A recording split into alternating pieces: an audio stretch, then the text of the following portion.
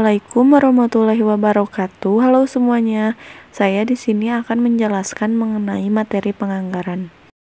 Materi yang pertama yaitu ada pengertian penganggaran, merupakan suatu rencana kerja yang disusun secara teliti yang didasarkan atas pengalaman di masa lalu dan ramalan masa yang akan datang serta petunjuk bagi staf dalam melaksanakan suatu pekerjaan alat kontrol, karena merupakan tindakan yang dapat dibentuk sesuai dengan keinginan sehingga dapat disesuaikan dengan kondisi yang mungkin terjadi atau tidak.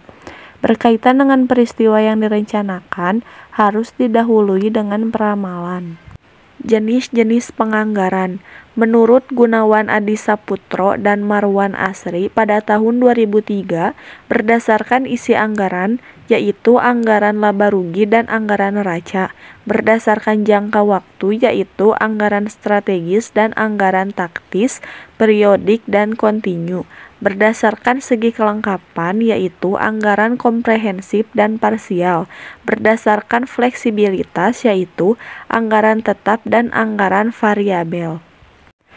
Anggaran berdasarkan jangka waktu, anggaran strategis yaitu anggaran jangka panjang yang berisikan hal-hal yang bersifat umum seperti kebijakan perusahaan dalam jangka panjang. Anggaran taktis yaitu anggaran operasional dan bersifat jangka pendek seperti anggaran periodik disusun untuk satu periode tertentu, dan anggaran kontinu disusun untuk jangka waktu sangat pendek seperti 3 bulan, 5 bulan disesuaikan dengan situasi dan kondisi.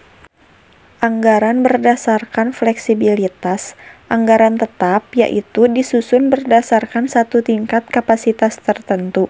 Sedangkan untuk anggaran variabel yaitu suatu anggaran yang disusun berdasarkan atas interval atau beberapa kapasitas tertentu, di mana berbagai tingkat kapasitas tersebut mungkin digunakan dalam perusahaan.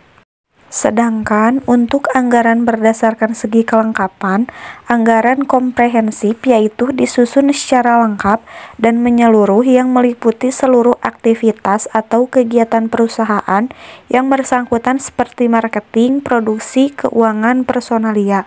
Sedangkan untuk anggaran parsial yaitu anggaran yang mempunyai ruang lingkup yang terbatas, meliputi bidang-bidang tertentu saja dengan pertimbangan seperti keterbatasan dana, kurangnya tenaga ahli, dan lain-lain. Prosedur penyusunan anggaran menurut Sofyan Harahap. Pengarahan direksi baik secara langsung maupun melalui surat yang berisi penjelasan tentang tugas umum dari perusahaan, analisis ekonomi, berbagai hal yang berhubungan dengan perusahaan, kondisi masa lalu, sebagai dasar untuk melihat masa depan, analisis SWOT. Syarat-syarat anggaran.